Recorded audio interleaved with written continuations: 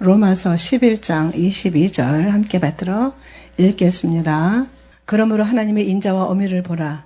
넘어지는 자들에게는 어미가 있으니 너희가 만일 하나님의 인자에 거하면 그 인자가 너희에게 있으리라. 그렇지 않으면 너도 찍히는 바 되리라. 아멘. 우리가 때를 분별할 수 있는 것은 이제 말씀이 기준이 돼야 되는 것이죠. 지금 이제 중동 사태가 그냥 일어난 것이 아니라 하나님께서 허락하심 안에서, 전쟁은 하나님께 속하였다 말씀하셨고 하나님 허락하심 안에서 지금 중동 분쟁이 있는 겁니다. 이란이 계속해서 그렇게 테러 단체들을 양산해가지고 온 세계를 그렇게 분쟁에 빠뜨리고 많은 사람들 죽이고 이런 일에 앞장섰고, 또 하나님께서 말씀을 이루시려고 지금 중동에 이렇게 전쟁이 일어났는데, 이사야서 17장, 예레미야서 49장이 이루어지는 때죠. 이란에 대해서 말씀하고 계시는 장이 이제 예레미야서 49장인데, 이스라엘 사태를 통해서 우리가 하나님의 계획을 깨달아 가야 되는 것이죠. 원래는 이제 텔아비브가 경제 도시로서 이스라엘의 중심지였는데, 예루살렘으로 이제 수도를 이전한 것을 하나님 이제 기뻐하셨는데, 그것도 하나님께서 말씀하신 거예요. 하나님의 눈이 예루살렘을 향해서 있을 것이다. 그렇게 말씀하셨잖아요. 그렇게 예루살렘으로 수도가 이전하면서 대사관도 같이 이제 예루살렘으로 그렇게 이전한 몇 개국이 있는데, 미국도 그렇고, 이제 파라과이도 그렇고, 과테말라도 그렇게 대사관을 예루살렘으로 이제 이전을 했습니다. 원래 이제 과테말라는 예루살렘 수도로 그렇게 이전하는 것을 반대했던 나라였어요. 왜냐하면 경제도시가 텔아비브에 있었기 때문에 여러 가지 여건 때문에 그랬죠. 대사관을 옮긴 나라 중 굉장히 범죄가 많았는데, 국내외적 그렇게 부정부패 그런 것들이 그날, 그렇게 과테말라가 대사관을 예루살렘으로 옮긴 그날 범죄 건수가 하나도 없었대요. 한 번도 그런 일이 없었는데 그날 하루 범죄 건수가 하나도 없었다는 그런 기록이 있거든요. 그것은 그 헬렌이라는 그 중보 기도자가 있었다고 합니다. 그 사람이 겸손해라, 권세를 탐하지 말아라, 돈을 탐하지 말아라, 이런 세 가지 조건을 하나님께 받고 나라를 위해서 기도를 한 거예요. 그러면서 대사관 이전을 할 수 있도록, 원래 이제 대통령이 반대했지만은 그렇게 중보 기도자들이 나라를 위해서 회개하면서 과테말라가 양의 나라다, 그것을 인정하고 예루살렘으로 옮기는 것이 하나님의 뜻이다, 이렇게 권면해가지고 계속 기도하면서 이제 부정부패가 드러났고, 과테말라가 이제 하나님이 기뻐하시는 그런 나라가 되고, 정부 정책에 이제 변화가 일어나고, 연합된 어떤 기도로서 교회들이 이제 하나가 되고, 그래서 이제 견고한 진들이 깨지고, 연합된 이제 나라가 되면서 결국은 이제 예루살렘으로 대사관을 옮기게 된 거예요. 참 부러워요. 그런 역사적인 사실들을 보면서 그런 결정을 내린 것을 이제 하나님 굉장히 기뻐하시고, 이제 과테말라에 굉장히 많은 복을 주셨다라고 이제 그렇게 기록한 글을 봤는데요. 우리가 하나님의 방향과 그 뜻을 알고 기도해야 되는 겁니다. 우리가 무작정 기도하는 것이 아니라, 우리 기도하는 목적이 뭐예요? 아버지의 뜻이 하늘에서 이룬 것 같이 땅에서도 이루어지기를 원해서 기도하는 것이 참된 기도잖아요. 그러니까 자기 열심으로만 기도하면은 바리새인들, 예수님을 죽였던 그 당시 서기관들, 사두개인들, 제사장들, 그 사람들처럼 예수님을 십자가에 못 박는 그런 결과를 가져올 수도 있다라고 성경에는 이미 그렇게 기록이 돼 있는 겁니다. 올바로 하나님의 계획을 알고 중보기도 하면서 하나님의 때를 기다리는 것은 아주 중요하죠. 에스겔서 2장 3장에 보면은 파수꾼의 역할에 대해서 하나님께서 말씀하고 계셔요. 때를 얻든지 못 얻든지 나팔을 불어라. 파수꾼이 상황을 보고 예의주시하면서 계속 나팔을 불잖아요. 파수를 하잖아요. 성벽에 올라가서. 파수꾼은 졸지도 않고 자지도 않죠. 번갈아서 이제 교대를 하니까요. 에스겔서 2장 3장에 보면은 그 역할을 감당을 못하면 죄를 묻겠다. 너희들이 나팔을 불지 않아서 그들이, 이스라엘 백성들이 그렇게 죄악에 빠져서 하나님의 진노를 받으면 그 핏값을 너희에게서 찾으리라, 이렇게 말씀한 대목이 나오거든요. 깨우치지 않으면 그 핏값을 네 손에서 찾을 것이다, 그렇게 말씀하고 계셔요. 그러니까 먼저 깨어나서 예수님을 기다리는 우리에게 하나님께서 그 직임을 주셨다는 것을 우리가 알아야 되는 겁니다. 우리가 그것을 알았다고 하면은 바르게 이 세상을 분별하고 바른 기도를 하는 것은 너무나 중요한 것이죠. 싱가포르도 우리 대한민국과 비교하면 참 부러운 나라예요. 싱가포르가 굉장히 작은 나라잖아요. 우리 서울보다 조금 크다고 하는데 거기에 보면은 리콴유라는 그 총리가 있었는데 그 작은 도시국가를 이제 이런 아시아 인류 국가로 만들었잖아요. 싱가포르이 인도네시아, 말레이시아 그런 이슬람 국가에 둘러싸여가지고 어려운 상황이죠. 그들의 비율을 맞추지 않으면 어렵잖아요. 그렇게 군병력과 경제발전, 그런 이스라엘의 그 경제발전이라든지 군병력을 지원하면서 그렇게 이슬람 국가에 둘러싸여서도 겁없이 친 이스라엘 정책을 편 나라가 이제 싱가포르인데 그것도 강력하게 펼쳤어요. 이스라엘이 1948년 5월 14일에 독립한 이후로 군대 창설하는 거, 병기 지원하는 거, 군사적 지원, 훈련, 경제, 문화적 지원 그런 공동체 역할을 하면서 싱가포르이 복을 받아가지고 이스라엘을 지원하면서 그렇게 아시아에서 초인류 국가로 그렇게 강력한 군대로 누구도 건드리지 못하는 그런 나라가 됐던 거예요. 그 리콴유 총리 때. 그러니까는 싱가포르에 있는 그 기독교인들이 그 리콴유 총리에게 계속 압력을 놓고 계속 권면하면서 그런 일이 벌어진 거예요. 리콴유 그 사람이 혼자서 독단적으로 그런 일을 한 것이 아니라 그러니까 기독교인들의 역할이 얼마나 중요한지를 우리나라를 보면서 우리가 알고 있잖아요. 우리 기독교가 WEA, WCC, NCCK 이런 것들을 받아들이면서 기독교가 타락하고 배도를 하면서 우리나라가 이렇게 어려운 일이 생겼잖아요. 제가 2013년도에 여기서 부산 백스코까지 제 조그만 경차를 타고 목사님하고 장로님하고 4명이 타가지고 운전하고 갔는데 진짜 부산까지 멀더라고요. 가서 WCC 반대를 했죠, 우리는. 안에서는 WCC가 열리고 있고, 바깥에서는 WCC 반대 집회를 했는데, 저는 여자라고 그래도 안 때리고 같이 가신 장로님을 여러 명이 몰려들어가지고 구타하려 그러니까는 남자들 대여섯 명이 몰려앉으면 그냥 맞는 거잖아요. 장로님이 허리를 훅 올리니까는 그 허리에 댄 복대가 있었어요. 너희들 다 허리 병신인데 너희들 다 치면은 너희들 고발할 거 이러니까 못 치더라고요. 연세도 있고 하니까. 그래가지고 이제 장로님도 매를 안 맞고 모면했는데 엄청나게 안팎에서 그런 영적인 전쟁이 벌어졌었죠. 그리고 이렇게 기독교인들이 깨어 있으면 하나님께서 놀라운 역사를 허락하시는데 그렇게 싱가포르에 있는 그 기독교인들이 합심해서 기도하면서 계속 압력을 놓고 그러면서 싱가포르가 이제 그렇게 복을 받고 친이스라엘 정책을 펼 수 있도록 그러면서 하나님께 이제 복을 받는 그런 것들이 있었다. 그것은 역사적인 사실인 겁니다. 사실 미국의 트럼프를 우리가 믿지는 않아요. 트럼프가 지금 어떤 선한 역할을 하고 있지만은 트럼프 옆에는 친이스라엘을 권고하면서 그림자처럼 따라다니는 사람이 있다고 합니다. 우리가 신들러 리스트 영화 봤잖아요. 그 신들러의 그 친척이라고 하는 로즈마리 신들러라는 그 여자가 있는데 그분은 굉장히 기도를 많이 하는 아주 진실하고 신실하고 돈독한 그런 중보 사명자예요. 그 사람이 계속 그 친이스라엘 정책을 펴라고 경고를 하면서 권고를 하면서 이제 그림자처럼 옆에서 계속 기도를 하는 이제 사람인데 로즈마리 신들러는 1000번을 넘게 이스라엘을 방문했다고 해요. 그래가지고 이스라엘에 대해서 환히 알고 있고 하나님께서 얼마나 이스라엘을 사랑하시는지를 알고 그런 친 이스라엘 정책을 펼쳐야 된다고 이제 계속 권고하면서 이제 기도하는 분이 옆에 있어서 지금 이제 그런 정책을 펴게 된 겁니다. 하나님의 인도하심 안에서 있지만은 그렇게 기도하면서 시대적 위대한 파수꾼으로서 그런 사명을 감당하면서 나라를 바꾸고 교회를 깨우고 무지한 예수님을 모르는 선교지에 복음의 씨앗을 심는 그런 일들이 벌어나고 있는데 우리 한국은 지금 어떻습니까? 우리 한국이 인구 대비 가장 많은 선교사를 파송한 나라는 맞는데 큰 교회들이 그렇게 배도를 함으로 인해서 우리가 지금 매를 맞고 있잖아요. 하나님의 진노의 심판이 지금 이 땅에 떨어진 거예요. 우리가 그것을 잘 보면은 북한이 똑같은 땅 안에 있는데 그 땅에서 신사참배를 가결하고 목사님들이 앞장서 가지고 가서 신사참배를 하고 나서 저 땅이 그렇게 됐잖아요. 그 장대현 교회 그 자리가 주기철 목사님이 담임했던 그 장대현 교회 자리가 거기에 지금 김일성 동상이 서 있잖아요.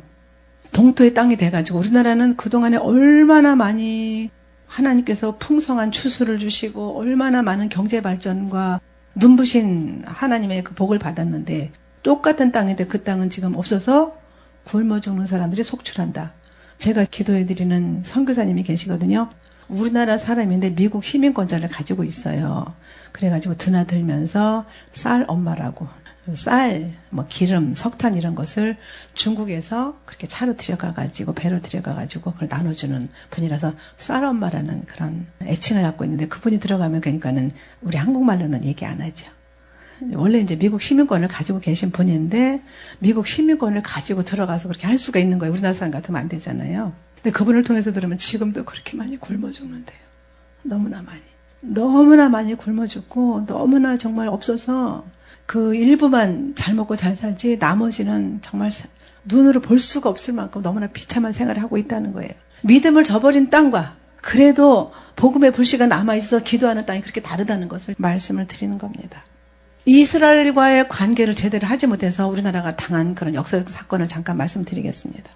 대통령 박정희가 1911년 7월에 국제적으로 한국을 공식으로 인정한 최초의 나라가 바로 이스라엘이에요.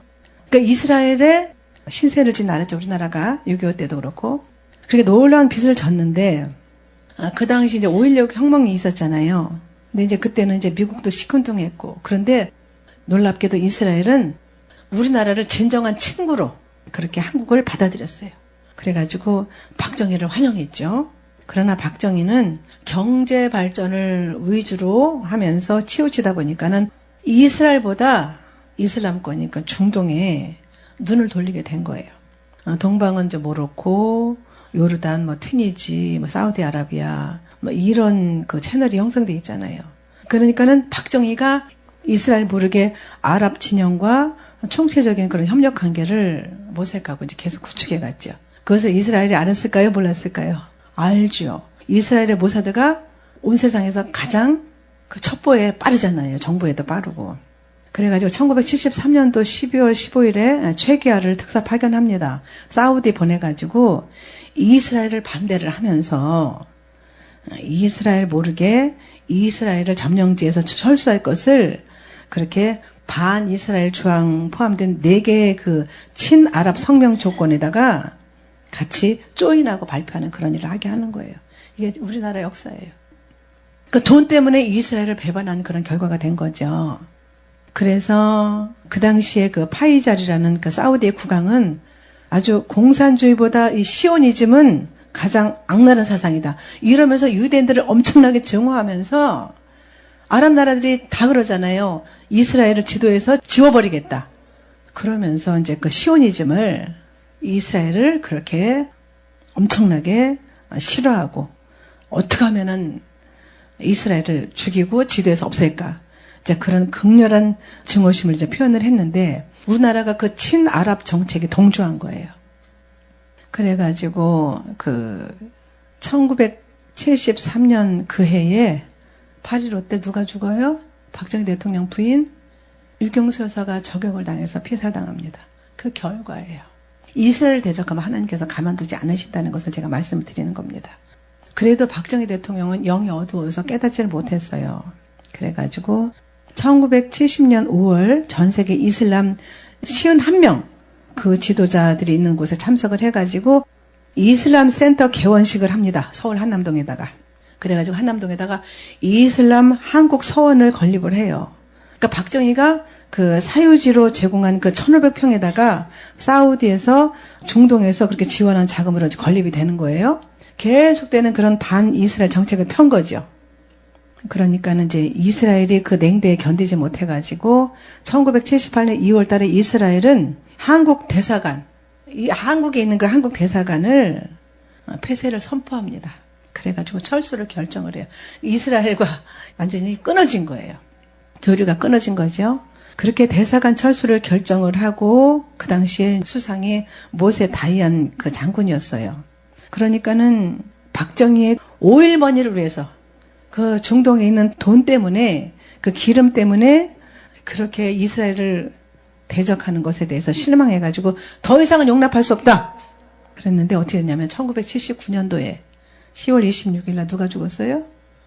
박정희 대통령이 김제구에서 피살당했죠. 하나님이 하신 일이에요. 이스라엘을 대적하면 그런 일이 있다는 것을 말씀을 드리는 겁니다. 그리고 나서 중동 특사였던 그 대통령 댕 그 최규하 중동 정상회담 방문 때 뭐가 일어났어요? 방주 사태가 일어납니다. 그래가지고 극한 혼란과 수많은 이명이 살상이 되고 국가 위기를 맞을 뻔했죠. 그래가지고 지금 거기 있는 금수저들이 지금 모두가 다 높은 자리를 다 차지하고 웬만한 자리를 지금 다 차지해가지고 우리나라가 지금 이렇게 가고 있는 거잖아요. 이명박 정부는 어땠느냐? 이명박 정부는 2008년 5월 16일에 그 한국에다가 아랍 소사이어티 출범을 해가지고 그것을 오픈했어요. 그러니까 수행원까지 10,000명이 넘는 상태였다고 해요. 그 당시에. 그래가지고 친아랍 정책을 피는 거예요. 그리고 대대적으로 교류를 시작했죠. 그러니까 이명박 그 사람은 장로였잖아요. 그런데도 불구하고 대통령이 되었는데 그 누구도 대통령 이명박에게 이스라엘과의 교류가 중요한 것을 깨우치지 않았어요. 그러니까 어디 갔어요? 나중에 감옥에 들어갔어요. 그 결과예요. 이스라엘과 대적하고 친이스라엘 정책을 펴지 않은 그런 결과로 그는 감옥에 갔죠. 그 당시에 그 장로로 있었던 소망교회가 만약에 깨어 있었다고 하면은 이스라엘을 대적하고 반이스라엘 정책을 펴면 얼마나 위험하다는 것을 깨우쳐 줬다고 하면은 그런 무지한 결정을 하거나 그렇게 감옥에 가는 일은 없었을 건데 그런 일을 한 거예요. 자, 그럼 박근혜 대통령 볼까요? 2015년 5월 7일 날 4개국을 순방을 합니다. 쿠웨이트, 아랍에미레이트, 그리고 사우디, 카타르. 박근혜가 뭐라고 담아있냐면은 우리나라가 제2의 경제 도약을 이루기 위해서 중동과 손잡아야 된다. 어떻게 됐어요? 몇 년 동안? 거의 4년 가까이 감옥에서 있었죠. 친이스라엘 정책을 펴지 않고 하나님의 눈이 있는 이스라엘을 대적한 결과로 그는 감옥에서 4년 가까이 썩었습니다. 그러니까는 그런 모든 것들이 사실은 교회의 잘못이죠. 이스라엘을 향한 하나님의 뜻을 잘 알지 못하고 교회가 파수꾼의 역할을 감당하지 못하니까는 이스라엘을 대적하게 되고 이스라엘을 반대하는 정책을 펴므로 인해서 하나님의 진노를 자초했다는 말씀을 드리는 겁니다. 시대적 메시지를 제대로 깨닫지 못하고 정치 지도자들에게 그것을 권면하지 않으면 하나님의 진노를 같이 받는 거예요. 하나님의 심판의 기준이 뭡니까? 그러니까 이스라엘의 등 돌린 지도자들은 모두 죽이거나 감옥에 가게 하는 이유에 대해서 우리가 생각을 해봐야 되잖아요. 에스겔서 36장 5절 7절을 보면은 이스라엘을 노략질하는 그 대적들에 대해서 하나님께서 말씀하시는 거예요. 나의 눈동자인 이스라엘을 어떻게 그렇게 대할 수가 있느냐. 하나님이 분노하신다는 것에 대해서 말씀하고 계셔요. 이스라엘을 황폐케 하는 민족마다 심판이 떨어진다. 너희들 그 원인을 알아라. 이 말씀하신 것이 에스겔서 36장 5절부터 7절까지 말씀이에요. 또 에스겔서 25장 3절 6절 7절에 보면은 모압과 그 암몬 족속이 하나님 심판을 당하는 이유는 한 가지 이유다. 이스라엘이 사로잡힐 때 꼴 좋다고 고소하게 여긴 거예요. 야유한 거예요. 에스겔서 25장 3절, 6절, 7절을 보면은 이스라엘 땅이 황무할 때 네가 그것을 향하여 암몬에게 내린 말씀이에요. 유다 족속이 사로잡힐 때 내가 그들을 대하여 이르기를 아하 좋다여도다. 아유 고소하다 그렇게 했다는 거예요. 나 주 여호와가 말하노라 네가 이스라엘 땅을 대하여 손뼉을 치며 발을 구르며 마음을 다하여 멸시하며 즐거워하였나니 그런즉 내가 손을 내 위에 펴서 너를 다른 민족에게 붙여 노략을 당하게 하며 너를 만민 중에 끊어버리며 너를 열국 중에서 패망케 하여 멸하리니 네가 나를 여호와인 줄 알리라 하셨다 하라. 이렇게 말씀하셔요. 그 다음에 모압에 대해서 계속 나오잖아요. 8절부터 11절까지가 그런 말씀이죠. 그렇게 이스라엘을 선민으로 인정하지 않고 이스라엘이 특별하다고 아이고 참 이러면서 이스라엘을 멸시했던 나라를 하나님께서 그냥 두시지 않았다는 거예요. 25장 11절부터 보면은 내가 모압에 벌을 내리리니 그들이 나를 여호와인 줄 알리라. 나 주 여호와가 말하노라. 에돔이 유다 족속을 쳐서 원수를 갚았고 원수를 갚음으로 심히 범죄하였도다. 그러므로 나 주 여호와가 말하노라. 내가 내 손을 에돔 위에 펴서 사람과 짐승을 그 가운데서 끊어 대만에서부터 황무하게 하리니 드단까지 칼에 엎드러지리라. 모두 다 죽인다는 거예요. 내가 내 백성 이스라엘의 손을 빙자하여 내 원수를 에돔에게 갚으리니 그들이 내 노와 분을 따라 에돔에 행한즉 내가 원수를 갚음인 줄을 에돔에 알리라. 나 주 여호와의 말이니라. 암몬 족속은 창세기 19장에 있는 말씀처럼 롯의 딸이 아버지와 관계를 가져가지고 낳은 아들이잖아요. 그러니까 이스라엘과 그래서 자주 충돌했던 민족으로서 형제 그 암몬 족속이 지금은 따로 존재하지는 않아요. 지금의 요르단 그런 아랍 사람들이고요. 이제 일부는 이제 팔레스타인, 블레셋 사람들, 아랍 사람으로 돼 있어요. 하나님이 택하신 이스라엘 선민들을 우습게 여기고 경히 여기고 그들을 돕지 않았던 사람들에게 하나님께서 이렇게 진노의 심판을 퍼부었다는 것을 역사적으로 기록하고 있다는 사실을 우리가 알아야 된다는 것입니다. 근데 우리 한국 교회가 그 사실을 알지 못했어요. 기독교인들도 깨어있지 못했어요. 그러니까 이스라엘이 우리나라하고 뭐가 다르지? 이러면서 그냥 우습게 본 거예요. 작은 나라라고. 그런데 그 없어졌던 이스라엘이 2000여 년이나 나라가 없었는데 하나님께서 역사하셔가지고 그 말씀을 이루시려고 디아스포라로 했던 이스라엘을 회복시켜 주셨어요. 그리고 아모스 9장 15절 마지막 절에 보면은 내가 그들을 거기다 다시 심고 그 본토에다가 고토에다가 심고 다시는 뽑지 아니하리라 이렇게 말씀하셨거든요. 그 말씀이 이루어진 거예요. 그래서 1948년 5월 14일에 이스라엘이 섰죠.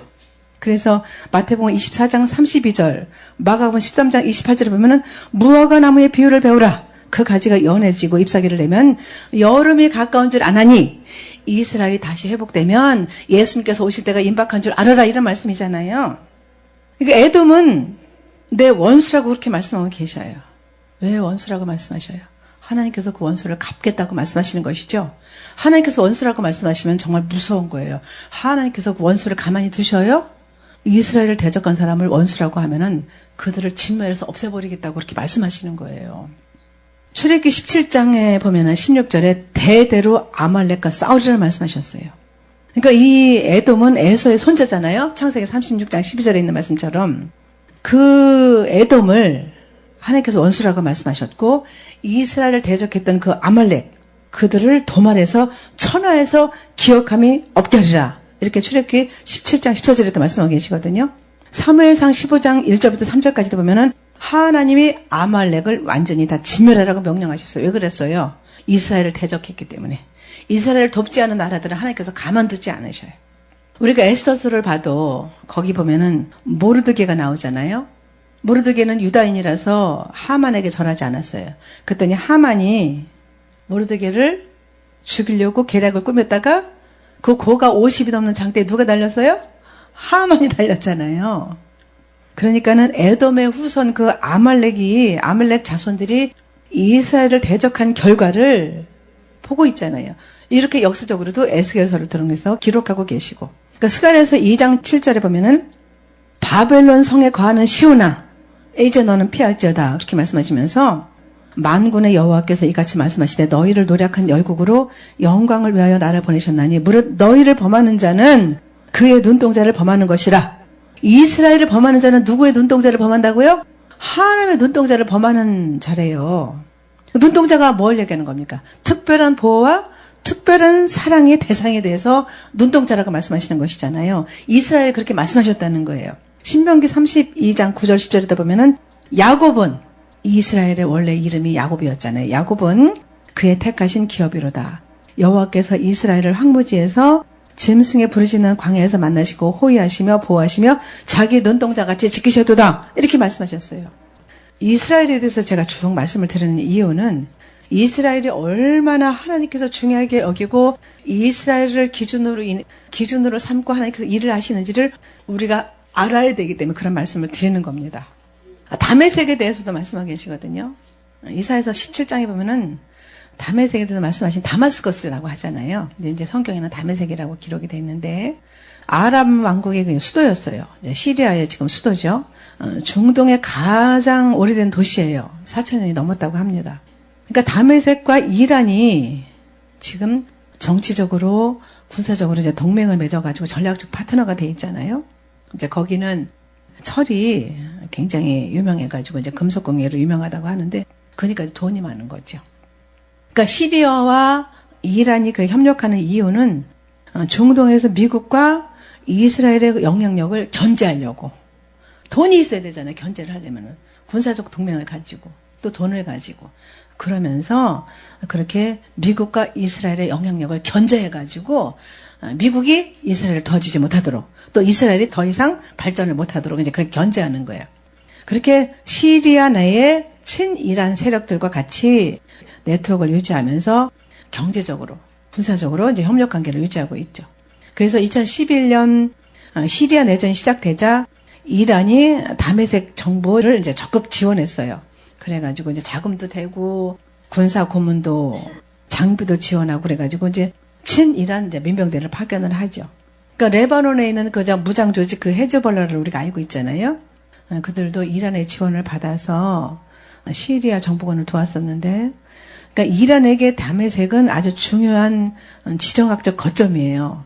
다메섹이 레바논과 지중해 그리고 그 헤즈볼라 세력들하고 연결되어 있는 거죠. 우리나라가 지정학적으로 굉장히 중요해서 중국이 먹으려고 하고 일본이 먹으려고 했고 이런 것들처럼 그것도 다메섹도 굉장히 그런 지정학적 중요한 위치에 있기 때문에 다메섹은 이란, 또 이라크, 시리아, 그 레바논으로 이어지는 그 이란 영향권 그 통로라고 합니다. 그래서 정치적 동맹, 군사협력, 지역전략 파트너십 이런과 시리아 정부의 그 관계를 갖고 있는 거죠. 여러분들이 그래서 이사야서 17장 10절부터 14절까지 쭉 읽어보면은 다메섹이 멸망한 이유에 대해서 이제 나와요. 집에 가서 읽어보셔요. 이렇게 하나님을 대적한 도시들과 나라들이 하나님의 복을 받지 못하고 엄청난 하나님의 심판 가운데 이제 들어간 것을 우리가 역사적으로 이렇게 알고 있는 것입니다.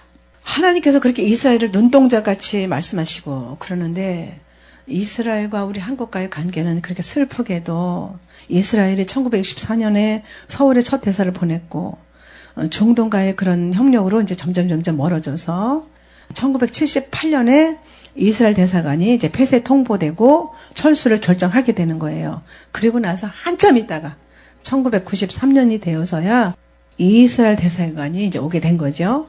다시 이제 우호 관계를 이제 재개하게 된 거죠. 그때는 이제 북핵 위기가 이제 높아지던 때라고 합니다. 그래서 1994년에 라빈 총리가 이제 우리나라에 왔어요. 그래가지고 이스라엘 총리가 2번 오고 대통령은 한 번 방한했지만은 우리 대통령은 그곳에 간 적이 없다. 이것이 우리나라의 사실입니다. 그렇게 우리나라가 친이스라엘 정책을 펴지 않고 계속해서 돈 때문에 중동과의 친정책을 펴므로 인해서 지금까지 이제 많은 어려움을 이제 겪고 있는데, 그러니까 이스라엘은 핵미사일 기술이 이스라엘을 지도에서 없애고 적대하는 그런 이슬람 적대국들로 유입되는 것을 이제 사활을 걸고 막고 있었잖아요. 그래서 이스라엘을 그렇게 세계 지도에서 없애겠다고 이제 공공연히 말했던 이스라엘 멸족을 공언하는 이란과 시리아에 대해서 핵미사일 기술이 들어가면은 이스라엘 생존이 위협을 받잖아요. 그래서 이런 일들이 지금 벌어지고 있는 겁니다. 이제 하나님께서 이스라엘을 하나님의 눈동자라고 말씀하셨고, 그러니까 이스라엘과 열방은 사실은 이스라엘은 바로미터예요. 하나님의 시간표예요. 그러니까 이스라엘과 열방을 다루시는 하나님의 방법을 깨달아서 하나님의 때를 분별하고 교회들이 깨어 일어나야 되는 것이죠. 그러니까 나라와 민족들을 위해서 올바른 우리가 중보기도를 할 수가 있는 거잖아요. 그래서 우리가 지금 처한 상황을 보면서 기도하는 것은 너무나 중요한 거예요. 그래야지 파수꾼의 역할을 잘 감당할 수가 있잖아요. 파수꾼이 상황도 모르고 지형도 모르고 적들이 어디에 지금 진을 치고 있는지도 모르면서 어떻게 파수꾼의 역할을 감당할 수가 있겠습니까? 그 다니엘서 9장 27절 말씀을 우리가 간과할 수가 없는 것은 그가 많은 사람으로 더불어 한 일의 동안에 언약을 굳게 정하겠고 그가 그 일의 절반에 제사와 예물을 금지할 것이며 또 잠포하여 미운 물건이 날개를 의지하여 설 것이며 또 이미 정한 종말까지 진노가 황폐케 하는 자에게 쏟아질 것이다. 그렇게 말씀하셔요. 한 일에는 지금 69일에가 지났잖아요. 하나님께서 70일에로 정하셨다고 말씀하셨어요. 그런데 지금 한 일에는 슈거 백성들이 떠나고 나서 7년 환란, 그것을 한 일이라고 보는 겁니다. 그러니까 이스라엘이 하나님께 돌아오는 그 기간이잖아요. 그리고 예수님을 배척했던 아직도 메시아를 기다리는 유대인들이 예수님을 왕으로 맞이하게 되는 기간이 바로 이제 7년인 것이죠. 많은 사람으로 더불어 그렇게 다니엘서 9장 27절에 말씀하셨어요. 이 많은 사람으로 더불어 이것을 우리가 알려고 하면은 올해 2026년도 1월 달에 다보스 경제 포럼에서 시작된 평화위원회를 우리가 알아야 되는 겁니다. 도널드 존 트럼프가 나는 죽을 때까지 평화위원회에 대표다. 이렇게 말했잖아요. 그 사람이 80이 넘었는데 죽을 때까지 종신 회장이다 그랬어요, 자기가. 이제 지난 2월 달에 이제 19일 날 또 열렸는데, 이제 앞으로 한 2달 간격으로 이렇게 열리는 것 같아요. 이제 또 이제 뭐 4월이나 5월 달에 이제 회의가 열리겠죠. 그러니까 트럼프가 종신 평화 회의장이라고 자기를 대표라고 그렇게 자칭 선언을 했는데, 그 사위 쿠슈너가 열심히 뛰어다니면서 중동 외교 활동을 펼치잖아요. 왜 제가 트럼프와 쿠슈너에 대해서 말씀을 드리냐면은, 여기서 다니엘서 9장에 27절에 그가 누구예요? 적그리스도를 얘기하는 거예요. 세계에서 각광을 받으면서 사람들에게 막 박수를 받으면서 환호성을 받으면서 나타날 사람, 그가 많은 사람으로 더불어서 한일의 동안의 언약을 굳게 정하겠고 이렇게 말씀하셨잖아요. 그런데 제가 트럼프다, 쿠슈너다 못 박는 건 아니에요. 어떤 사람은 빈살만이다, 어떤 사람은 오바마다 이렇게 말씀하시는데, 그것은 이제 하나님의 정하실 것이고 우리는 적그리스도를 보지 않고 가야 되는 줄 믿습니다. 그러니까는 우리는 적그리스도를 보지 않지만 어쨌든 간에 이 시대를 분별하기 위해서 우리가 그것은 알아야 되는 거예요. 사위 쿠슈너가 어떤 일을 했냐면은 3가지 일을 했다고 볼 수가 있어요. 기독교도 이슬람도 유대교도 같이 하자 하는 그런 아브람 협정을 확장을 시켰어요. 그것을 확정을 시켰고, 그리고 가자 전쟁, 블레스카의 그 전쟁을 종식하는 그런 재견 계획을 세웠고 추진하고 있고, 그리고 중동 지역의 어떤 질서를 개편하는 그런 일을 위해서 지금 뛰어다니고 있잖아요. 그런데 트럼프는 많은 정적들이 있어요. 트럼프를 싫어하는 사람들이 많잖아요. 그런데 쿠슈너는 사람들에게 굉장히 인기를 얻고 있잖아요. 나서서 어떤 정치적인 인물로 각광을 받고 있지는 않지만, 어쨌든 간에 트럼프의 딸, 그러니까 트럼프의 사위자 이방카의 남편이니까 그렇게 중동 평화협정의 설계자로서 일을 하고 있는데, 그렇게 아브람 협정 설계로 이스라엘과 중동 그 아랍 관계를 정상화하고 가자 전쟁을 이제 종식시키려고 하고 있는데, 쿠슈너가 71회로 하나님께서 말씀하셨고 69일회가 다 지나가고 나서 지금 마지막 남은 한 일에 7년이 시작되기 전에 많은 사람과 더불어서 평화협정을 맺는다는 것을 우리가 다니엘서 9장 27절을 통해서 우리가 알 수 있는 것이죠. 그런데 이제 3년 반 후에 다니엘서 9장 27절에 있는 말씀처럼 그가 그 일의 절반에, 적그리스도가 3년 반이 지나고 나면은 절반의 제사와 예물을 금지할 것이고, 또 잠포에서 메운 물건이 날개를 의지해서 쏜다. 권세를 의지해서 이스라엘 백성들을 완전히 파괴하는 그런 일을 하게 된다라고 말씀하고 계시죠. 그런데 정한 종말까지 진노가 황폐하는 자에게 쏟아질 것이다. 이렇게 말씀하고 계시죠. 지금 가자 평화 협상이 계속 지금 진행되고 있지만 이제 중단됐다가 가다가, 그렇게 지금 이란과의 전쟁으로 인해서 협상이 지연되고 있지만은 일시 중단 상태이지만은 언젠가는 그런 될 조짐이 평화위원회를 통해서 지금 이루어지고 있는 것을 우리가 예의주시해서 봐야 되는 겁니다. 데살로니가서 5장 2절 3절에 보면은 주의 날이 밤에 도적같이 이를 줄을 너희 자신이 자세히 알미라. 예수님을 기다리는 사람들을 너희 자신이, 이렇게 말씀할 수 있죠. 그런데 저희가 평안하다 안전하다의 그때에 저희가 누굽니까? 이스라엘 백성들, 아직 예수님을 영접하지 않은 이스라엘 사람들과 믿지 않은 사람들, 중동 사람들을 포함한 얘기죠. 평안하다 안전하다 그때에, 우리나라 성경이 이렇게 말했지만 영어 성경을 보면은 평안을 말하고 안전을 말할 때 이렇게 기록되어 있거든요. 그때에 잉태된 여자에게 해산의 고통이 이름과 같이 멸망이 호련히 갑자기 저에게 이 말이니 결단코 피하지 못하리라. 평안을 말하고 안전을 말하는데 결국은 그들이 멸망 가운데 처한다라고 그렇게 말씀하고 계시는 거예요. 평화위원회 그 협정에 많은 사람들이 나와가지고, 중동에 많은 사람들이 나와야 되는 거예요. 몇 명 나와가지고는 되는 게 아니에요. 그렇게 많은 사람이 나와서 참여할 때에 만약에 사우디아라비아가 나오면 이제 큰 사건이 되는 걸로 우리가 봐야 되는 겁니다. 사우디는 그 이슬람 세계 중심 국가잖아요. 그래서 영향력이 매우 크죠. 만약에 사우디가 이스라엘 관계를 정상화하면은 다른 아랍 국가들도 함께할 가능성이 커져요. 지금 가자지구 팔레스타인 국가 수립을 조건으로 이제 내세웠는데, 그래서 사우디가 참여하는 협정은 중동 전체의 평화 협정이 될 가능성이 있는 겁니다. 그러니까 중동의 어떤 대규모 평화 협정을 체결해서 평화를 가져올 것 같은 그런 거래가 이어지지만 이제 결국은 황폐해질 것이다. 그리고 이스라엘의 그 안전을 보장하지만 그것은 일시적이 될 것이죠. 그리고 이제 예루살렘 성전, 제3성전이 세워지고 나서 그러니까 짐승제사가 일어나지만 이제 일시적인 거죠. 3년 반에 이제 그것이 끝나니까 그것을 위해서 지금 제3성전을 지을 모든 자재들이 다 준비됐고 그 아론의 혈통을 추적해가지고 지금 제사장 교육까지 다 시킨 상태잖아요. 그리고 붉은 암송아지도 다 지금 준비됐고. 그런데 이제 3년 반 뒤에 협정이 파기되면은 배신으로 끝나는 거죠. 그때서야 우리가 속았구나. 이스라엘 백성들이 적그리스도에게 우리가 속았구나. 그것을 깨닫게 되는 거죠. 그리고 나서 엄청난 하나님의 심판이 이제 쏟아지는데 후 3년 반은 창세 전에도 후에도 없었던 엄청난 대환란이 부어지는 겁니다. 그때는 표를 받지 않으면 어디로 가요? 단도대로 가서 목이 잘려야 되는 거예요. 그래서 저는 지금도 사람들에게 욕을 먹으면서도 계속 표를 받으면 안 된다. 슈거에 떨어져도 표를 받으면 안 된다. 그 얘기를 누누이 하는데 그런 얘기만 하면 사람들 다 고개 돌려요. 이상하네. 제가 지나가면 조그맣게 얘기해요. 저 아줌마 이단이야. 그렇게 말하는 사람도 있어요. 그때가 7년이 에레미야 30장 7절에 있는 말씀처럼 야곱의 환난의 때가 돼서 극심한 고통 속에서 이스라엘이 예수님께 돌아오는 그런 기간이 되는 거죠. 그러니까 하나님이 그 작은 이스라엘을 택하신 이유는 신명기 7장 14절에 보면은 그 민족이 뛰어나고 탁월해서가 아니라 모든 민족 중에 가장 적기 때문에 택하셨다고 그렇게 말씀하셔요. 왜 그랬어요? 가장 적고 힘이 없고 인구도 적으니까 우리나라 강원도보다 조금 더 크다면서요, 이스라엘이.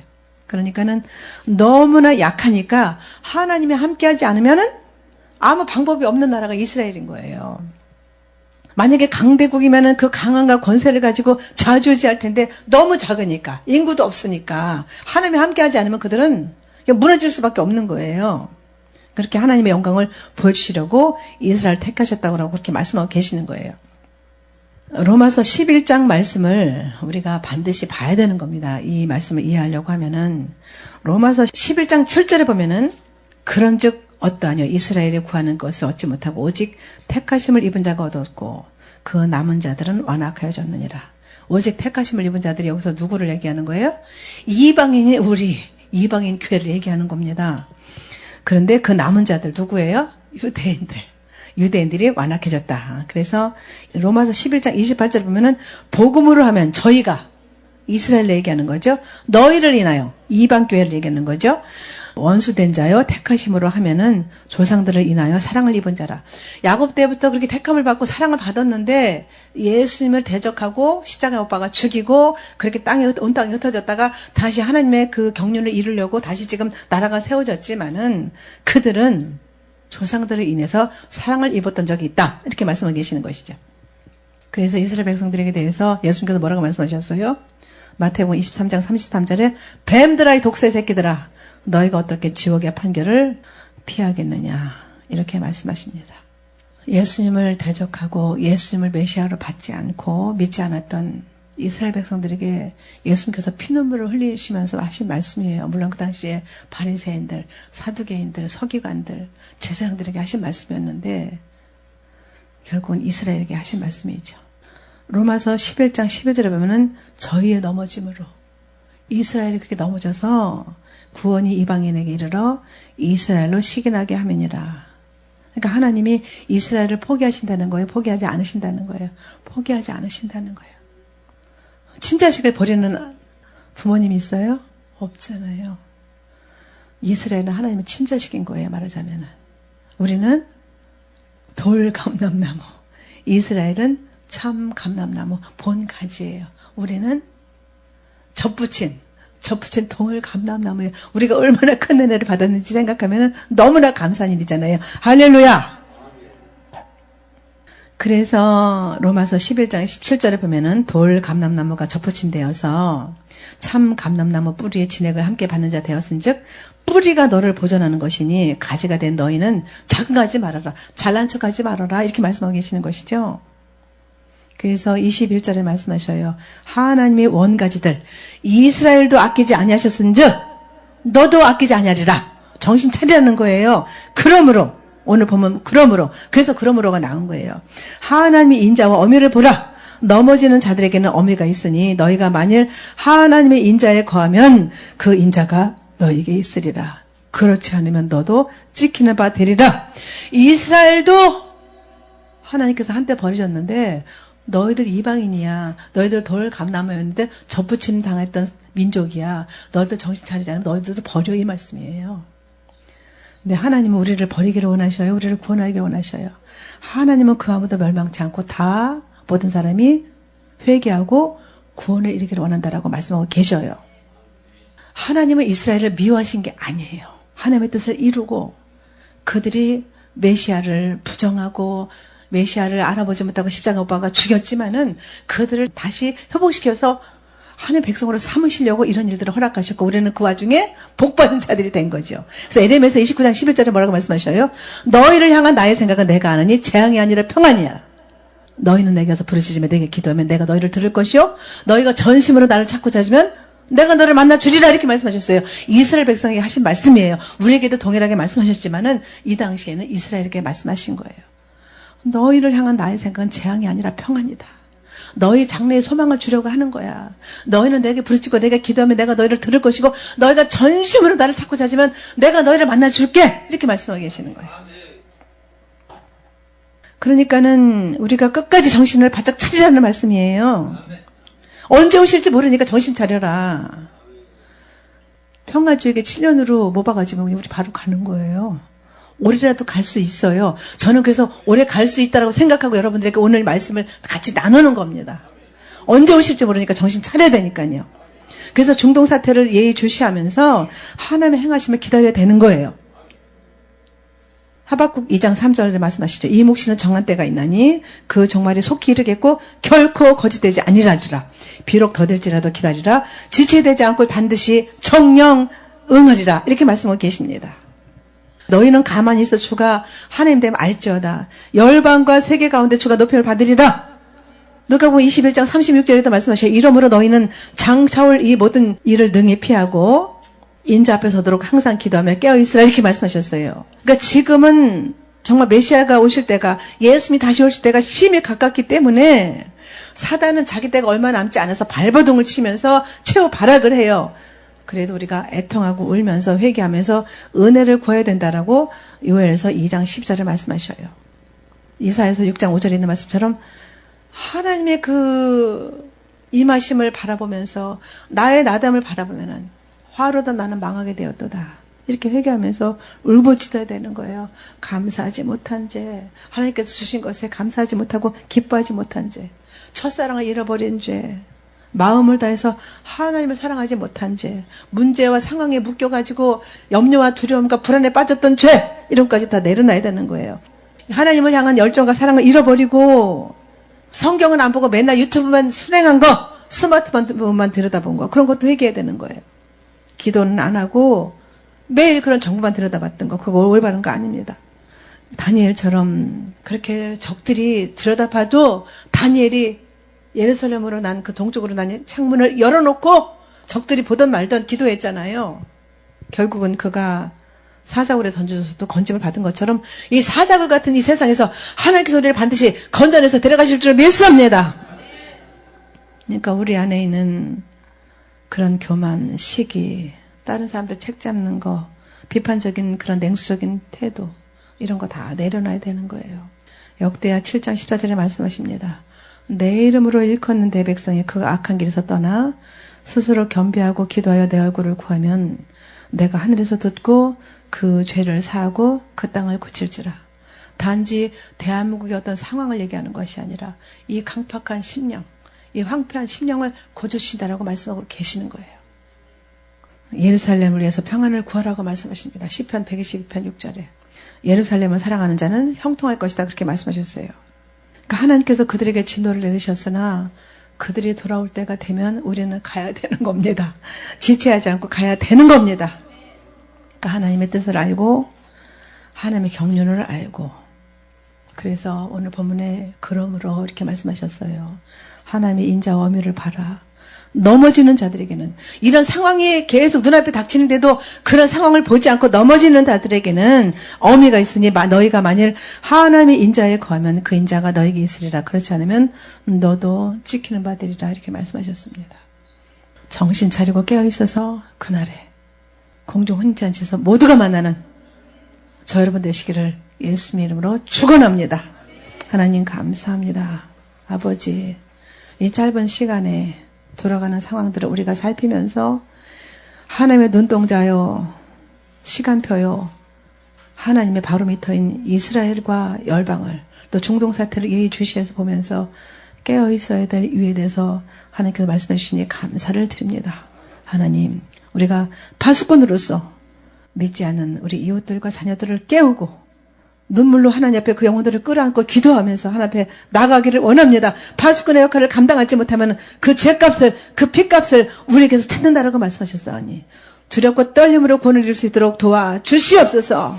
하나님, 중동 사태를 통해서 우리가 언제라도 갈 수 있는 그런 상황을 깨닫고 정말 세상에 안주하며 세상의 상황을 보고 내 육신적인 질고를 보고 방황하며 하나님을 온전히 의지하지 못했던 저희들의 연약한 모습을 하나님 앞에 내려놓사오니 저희들에게 굳세 믿음을 주사 우리에게 가장 좋은 것을 주시고 가장 좋은 때에 최상의 것으로 최선의 것을 주시는 하나님만을 바라보고 믿음으로 예수님을 기다려서 그날의 공중 혼인잔치에서 모두가 만날 수 있도록 이곳에 있는 주의 권속들에게, 인터넷으로 함께 예배하는 주의 권속들에게 복의 복을 더하여 주시고 큰 소망이신, 복스러운 소망이신 예수님을 만날 때에 함께 공중 혼인잔치에서 만날 수 있도록 인도하여 주시옵소서. 곧 오실 만왕의 왕이신 예수님 이름으로 감사하며 기도 올려옵나이다.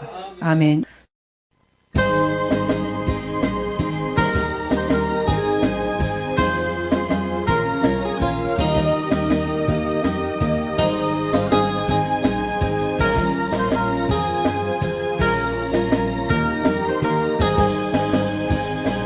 우리들의 본향은 아름다운 하늘나라, 황금 보석 찬란한 화려한 천국에서 너와 내가 영원토록 누려야 할 행복은 세상 꽃과 비교할 수 없는 영광일세. 미움은 사라지고 사랑이 샘솟는 곳, 세상 길 멀리하고 본향을 바라보라.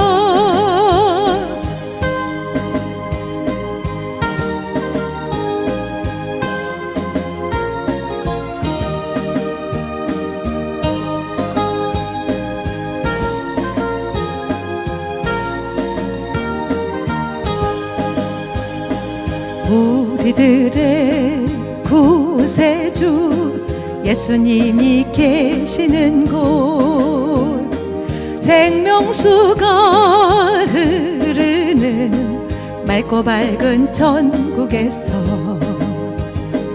너와 내가 영원토록 누려야 할 행복은 세상 꽃과 비교할 수 없는 영광일세. 근심은 사라지고 기쁨이 샘솟는 곳, 세상 길 멀리하고 본향을 바라보라. 세상 길 멀리하고 본향을 바라보라.